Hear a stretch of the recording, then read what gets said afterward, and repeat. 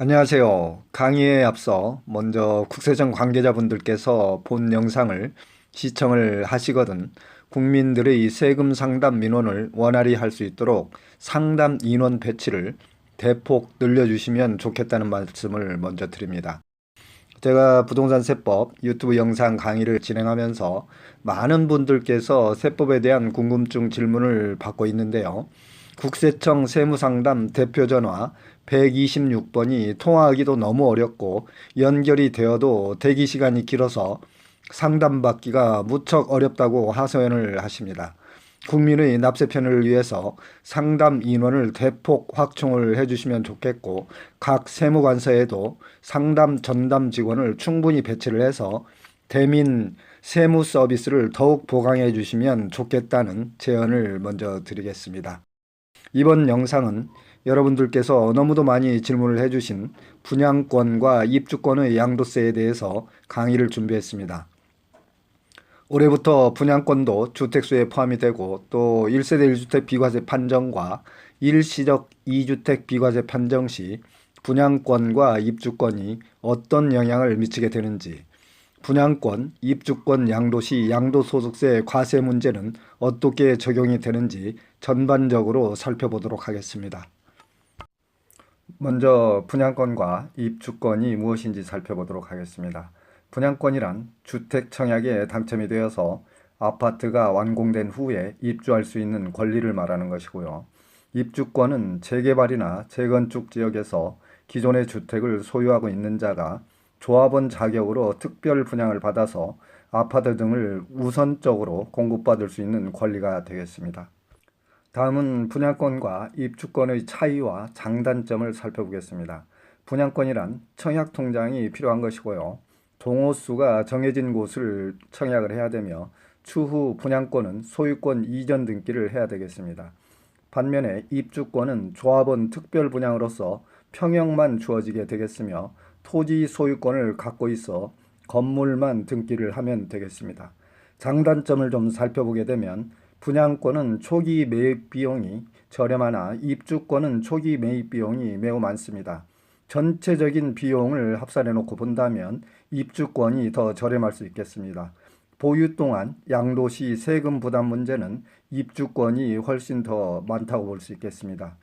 입주권은 초기에 부동산을 보유한 조합원에게 주어지는 자격이기 때문에 중간에 입주권을 양도하더라도 양도세나 재산세 등을 부담을 해야 되기 때문에 보유 기간 동안의 세금은 입주권이 훨씬 더 분양권보다 많다고 볼 수 있겠습니다. 다음은 분양권과 입주권의 주택수 판정 방법을 좀 살펴보겠는데요. 주택에 포함되는지 여부에 따라서 취득세나 양도세 등 각종 세금이 많이 차이가 나기 때문에 여러분들은 좀 꼼꼼히 잘 살펴보시기 바랍니다. 2020년 8월 11일 이전에 취득한 분양권은 취득세와 양도세 둘 다 주택수에 미포함이 되겠고요.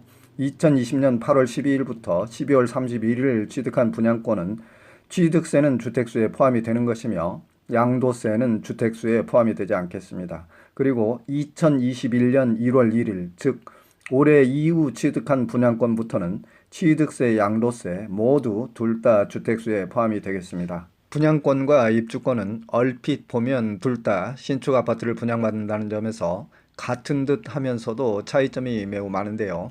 화면상에서 도표를 보시면서 분양권과 입주권이 어떻게 다른지 여러분들께서 확인해 보시기 바랍니다. 저희 산울TV는 정부의 부동산 세금 정책이 바뀔 때 신속하고 정확하며 알기 쉽게 유용한 정보를 제공해 드리는 채널입니다. 여러분들께서 관심과 애정으로 구독, 좋아요 클릭해 주시면 대단히 감사하겠습니다. 또한 여러분들께서 세법에 대해서 궁금하신 사항이 계시면 유튜브 상의 댓글이나 제 카톡 아이디로 문의를 주시게 되면 제가 최대한 성의껏 친절히 답변을 해드리도록 하겠습니다. 다음은 분양권과 입주권의 양도세 문제를 좀 살펴보겠는데요. 양도가액이나 취득가액의 결정하는 대원칙은 실지 매매 계약서상의 거래가액이 되겠습니다. 실지 거래가액을 확인하기가 어려운 경우에는 분양권과 입주권은 부동산을 취득할 수 있는 권리에 해당되기 때문에 보충적 평가 방법에 의해서 평가를 하도록 되겠습니다. 평가 기준일까지의 납입한 금액과 프리미엄을 합친 금액이 되겠습니다. 평가 기준일은 양도일, 즉 권리 의무 승계일이 되겠고요. 여러분들이 참고로 알아두셔야 될 사항은 조합원 입주권은 관리처분 계획 승인일이 지나면서 입주권의 권리 상태로 변환된다는 것을 알아두시면 좋겠습니다. 분양권과 입주권의 양도소득 세율표는 화면상의 표를 참고해 보시고요.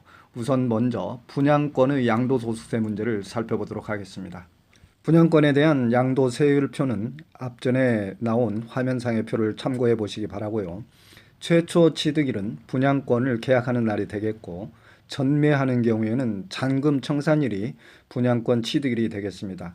2021년 1월 1일 이후부터 취득하는 분양권은 주택수에 포함이 되기 때문에 다주택자의 중과세 대상이 될 수 있겠고요. 다만 일시적 2주택인 경우에는 예외가 되겠습니다. 다음은 입주권 양도세를 좀 살펴보겠는데요. 이제부터는 내용이 매우 복잡하기 때문에 귀를 쫑긋하고 강의를 좀 집중 있게 들어주시기 바랍니다. 제가 종전에 입주권이라는 것은 관리처분 계획 인가일 전으로 해서 종전의 주택과 입주권으로 변화된다고 말씀을 드렸는데요. 입주권의 양도소득세 과세는 관리처분 계획 인가일 이전 양도와 이후 양도로 구분해서 양도세 계산이 달라집니다. 이전 양도는 주택으로 인정이 되어서 양도소득세가 과세가 되겠고요. 단 1세대 1주택 비과세 요건을 갖췄다면 비과세가 적용이 되겠습니다. 이때는 주택의 실체가 있기 때문에 양도하는 경우 양도소득세 장기보유 특별공제에도 적용이 되겠고요. 관리처분계획 인가일 이후에 양도하는 경우에는 관리처분계획 인가일 기준으로 해당 주택이 권리상태로 입주권 상태로 바뀌기 때문에 인가일 전으로 나누어서 양도소득세를 2번 계산을 해야 되겠는데요. 그래서 종전주택의 양도소득세분과 입주권의 양도소득세분을 둘을 합해서 양도소득세를 과세하게 되겠습니다. 다음은 일시적 1가구 2주택 양도세 비과세 규정을 좀 살펴보겠는데요. 기본적으로 3가지 규정을 반드시 지켜야 됩니다. 첫째는 종전주택을 사고 1년이 지난 후에 신규 주택을 매수할 것. 두 번째로는 신규 주택을 취득한 날로부터 3년 이내에 종전주택을 매도해야 할 것. 여기에는 예외사항이 있으니까 잠시 후에 살펴보기로 하고요. 세 번째로는 양도 시점에 종전주택은 반드시 1세대 1주택 비과세 요건을 갖출 것 등입니다. 다음은 일시적 1가구 2주택 양도세 비과세 종전주택 처분 기한이 세법이 바뀌면서 계속 날짜가 달라졌는데요. 첫 번째로는 기존 주택과 신규 주택이 모두 조정지역인 경우를 살펴보겠습니다. 2019년 12월 17일 이후 취득, 즉 현재 시점으로 취득한 사람은 1년 내에 종전주택을 매도하고 1년 이내에 신규 주택에 전입을 해야 되겠고요. 2018년 9월 14일과 12월 16일 사이에 취득을 했다면 2년 이내에 매도를 해야 되겠습니다. 그리고 2018년 9월 13일 이전에 취득을 했다면 3년 이내에 종전주택을 매도하면 되겠습니다. 예외적으로 기존 주택과 신규 주택이 어느 하나라도 비조정지역에 속한 경우에는 3년 이내에 종전주택을 양도하면 되겠습니다. 본 규정을 좀 더 쉽게 여러분들께 말씀을 드리면 기존 주택과 신규 주택 중 어느 하나라도 비조정지역에 속했다면 종전주택은 3년 이내에 양도를 하시면 되겠습니다. 저도 세법 강의를 하고 있지만 국세청 부동산 조사관실에서 다년간 근무를 한 저 역시 이게 세법인지 누더기 헌법조항인지 분간이 안 갑니다. 하물며 여러분들께서는 얼마나 헷갈리시겠습니까?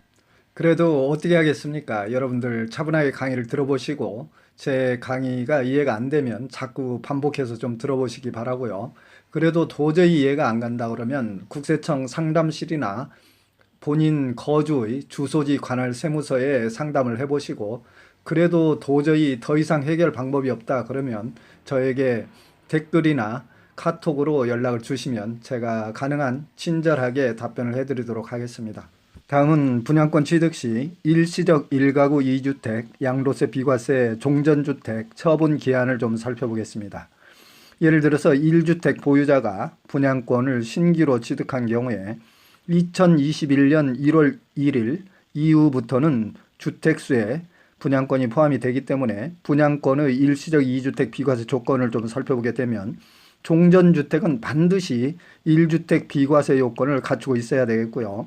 종전주택 취득 후에 1년이 지난 후에 분양권을 취득을 해야 되겠습니다.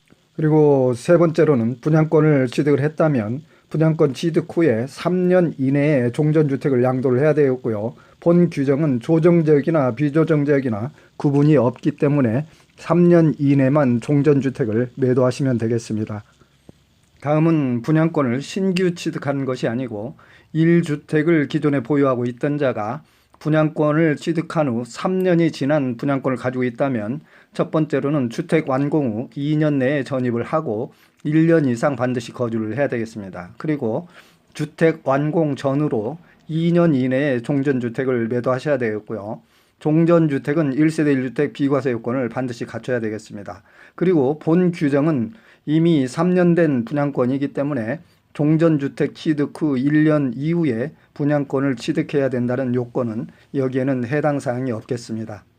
앞에 말씀드린 규정을 여러분들이 좀 쉽게 납득이 안 갈지도 모르겠는데요. 그래서 다시 한번 설명을 드리자면 분양권을 가지고 있는 상태에서 신축하는 그 아파트가 완공되지 않아서 3년 이내에 종전주택을 팔지 못하는 경우에는 신축주택을 완공한 이후 2년 이내에 그 주택으로 세대 전원이 이사를 가서 1년 이상을 거주해야 되는 것이고 주택 완공 후에 2년 이내에 기존 주택을 매도해야 된다는 것입니다. 따라서 종전주택은 반드시 1세대 1주택 비과세 요건을 갖춰야 되겠습니다.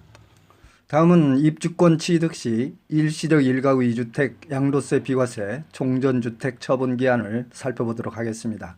1주택을 보유하고 있던 자가 새로이 입주권을 취득한 경우에 조합원 입주권을 취득한 날로부터 3년이 지난 종전주택을 양도하는 경우로서 다음 각호 요건을 갖춘 때에는 1세대 1주택 비과세 규정을 적용한다 이렇게 되어 있는데요.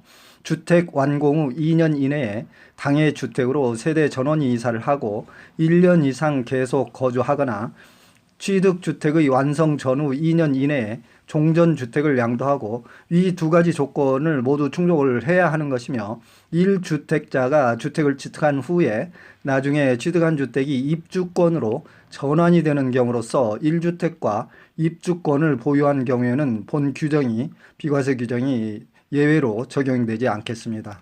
이상으로 분양권과 입주권의 의미와 차이, 장단점, 양도소득세 등 전반적으로 살펴보았고요.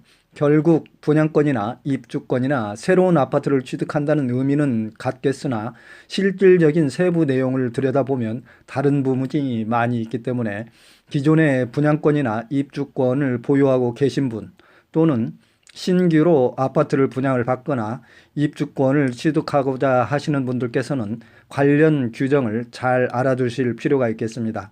최근에 분양권 당첨은 로또 당첨이라고 말씀들 하시는데요. 그만큼 분양권 당첨은 입주권보다도 분양가와 주변 시세 차이가 월등히 많기 때문에 메리트가 더 많다고 볼 수 있겠습니다.